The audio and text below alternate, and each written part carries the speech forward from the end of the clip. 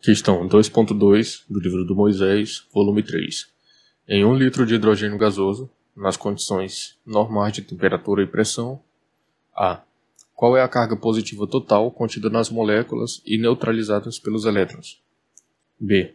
Suponha que toda carga positiva pudesse ser separada da carga negativa e mantida à distância de 1 metro dela. Tratando essas duas cargas como pontiformes, calcule qual seria a força de atração eletrostática entre elas em quilograma-força. C. Compare os resultados com uma estimativa da atração gravitacional da Terra sobre o pão de açúcar.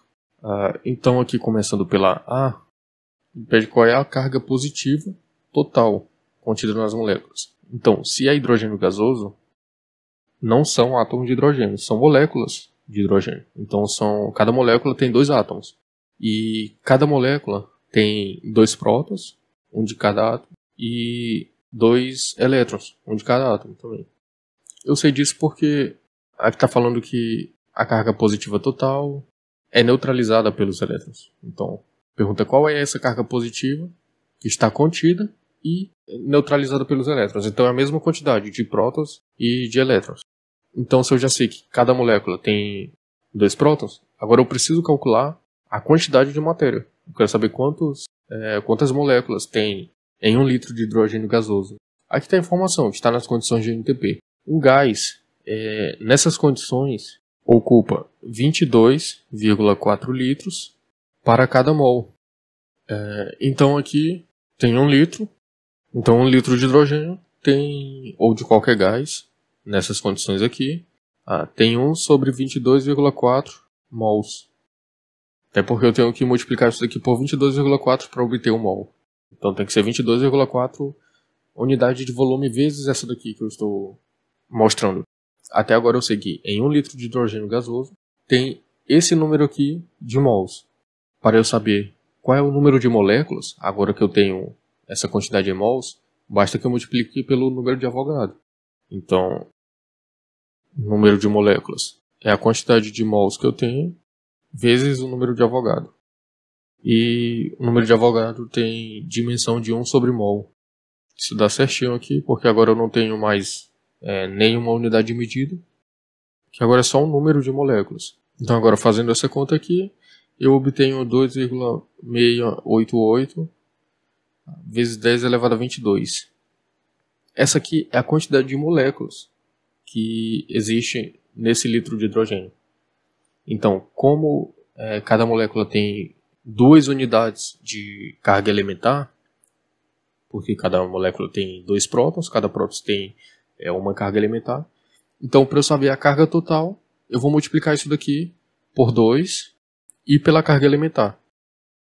Então, a carga total, número de moléculas que eu tenho, vezes a quantidade de portadores de carga positiva que tem nessas moléculas, vezes a carga elementar, que é 1,6 vezes 10 elevado a menos 19. Isso daqui não tem unidade, é só um número. Aqui também não tem unidade, é o dobro. E aqui é coulomb. Vai dar a unidade de carga. Fazendo essa conta aqui, todas essas contas estão feitas no PDF, que está aí na descrição do vídeo. Isso dá 8,6 vezes 10 ao cubo, coulomb. Então nós já encontramos a carga positiva, e como ela é neutralizada pelos elétrons, então existe essa mesma quantidade de cargas negativas. Aí agora B. Suponha que toda a carga positiva pudesse ser separada da negativa e mantida à distância de 1 metro dela. Então, tratando como pontiformes, calcule qual seria a força de atração eletrostática entre elas em quilograma-força. Então, primeiro nós vamos calcular em Newton, e depois converter para quilograma-força. Nessas condições, a força elétrica vai ser 1 sobre 4 πε0. Agora multiplicando pela carga, só que vai ser o produto das cargas. E aqui eu só vou colocar a carga que eu encontrei. Aqui eu não vou carregar a unidade de nada aqui, porque eu sei que essa unidade vai ser Newton. Como eu já sei disso, eu só vou colocar os números. Aqui eu só vou colocar a carga elementar ao quadrado. Não vou fazer o produto de uma positiva por uma negativa, porque aqui eu só quero saber a força de atração entre elas. Inclusive a força de uma exercida em relação à outra é menos a força da outra exercida em relação à primeira. Esse também depende do referencial, não tem necessidade aqui de tratar esse número negativo. E elas estão separadas a distância de 1 metro. Então aqui vai ficar 1 ao quadrado. Agora aqui é só a parte numérica. Isso daqui vai dar 6,7 vezes 10 elevado a 17. Mas isso daqui está feito mais passo a passo no solucionário PDF que está na descrição do vídeo. Isso daqui é em newtons. Só que eu preciso em quilograma-força, que é o que a questão pede. Eu vou fazer isso da seguinte forma. Eu pego a grandeza que eu já tenho e multiplico por uma quantidade que fisicamente deve ser 1, para não alterar o que eu tenho. Só que esse 1 vai ser da forma que aqui em cima deve aparecer a unidade que eu quero que fique, e aqui embaixo a unidade que eu quero simplificar com essa. Então vai ser alguma coisa em newton. E essa equivalência aqui é de 1 kg-força para 9,81 newtons. Então isso daqui, que eu multipliquei agora no resultado, vale 1 e é adimensional. Então aqui eu não estou alterando nada. Mas agora aqui eu simplifico a unidade de newton, vai ficar só com a unidade de quilograma-força. E fazendo essa conta aqui, eu encontro 6,8 vezes 10 elevado a 16 quilograma-força. Então agora eu respondi a B. Para responder a C, eu preciso primeiro fazer uma estimativa da atração gravitacional da Terra sobre o Pão de Açúcar. Quando eu tiver essa estimativa, eu posso fazer a comparação com o resultado que eu acabei de encontrar aqui na B. Como é uma estimativa, isso foi muito visto lá no volume 1, nas primeiras questões, o que vai ser considerado principalmente vai ser a ordem de grandeza, que essa é a potência de 10. A mantissa só vai ser levada em consideração para saber se essa unidade aqui vai ser mantida ou se vai ser ela mais uma unidade.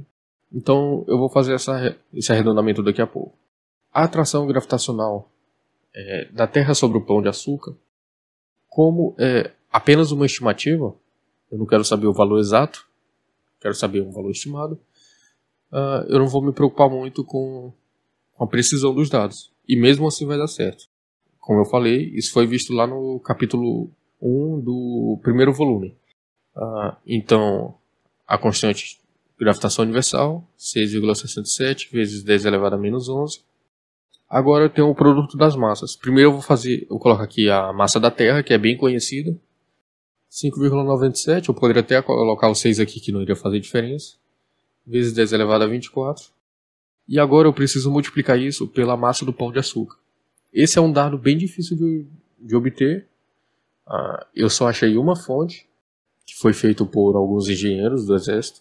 E esse dado foi referenciado em algumas notícias. Então por isso que foi um pouco mais fácil de encontrar. E ele vale 5,8 vezes 10 elevado a 11. Isso tudo aqui é em unidades do SI. Eu não posso negligenciar isso, porque se eu escrever isso em tonelada, é que eu vou mudar 3 unidades nessa potência, vai dar tudo errado daí pra frente. Então já está tudo aqui em quilogramas. Aqui está na unidade correta da constante da gravitação universal. E agora vem a distância ao quadrado. Eu posso considerar isso apenas o raio da Terra. Na verdade tem que ser do centro de massa de um objeto até o centro de massa do outro objeto. Mas o Pão de Açúcar deve ter uns 400 metros de altura, o centro de massa deve estar uns 150 metros. Isso é ínfimo comparado ao raio da Terra. E novamente, como eu quero só fazer uma estimativa, isso nem vai se propagar para o resultado. Então só vou considerar o raio da Terra mesmo. Estou considerando a soma do raio da Terra mais o raio do Pão de Açúcar igual ao raio da Terra. Isso aqui está em metros, né?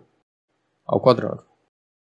E fazendo todas essas contas aqui, eu encontro 5,69 vezes 10 elevado a 12. E isso daqui é em newtons, por se tratar de uma força de atração. Então agora eu tenho que comparar o resultado, isso aqui está se referindo a B, com uma estimativa da atração gravitacional da Terra sobre o Pão de Açúcar.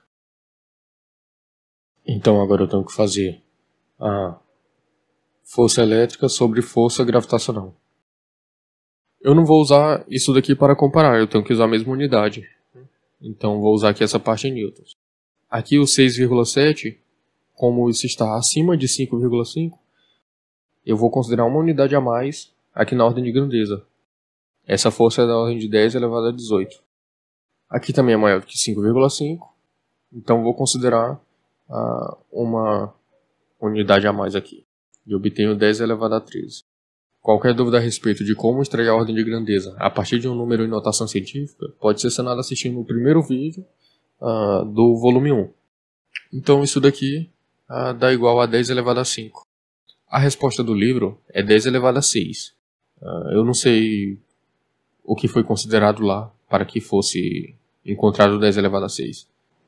Talvez pode ser uma consideração errada sobre o cálculo sobre a massa do pão de açúcar. Na primeira vez que essa questão foi elaborada, que o trabalho que eu citei aqui para obter essa massa é de 2012.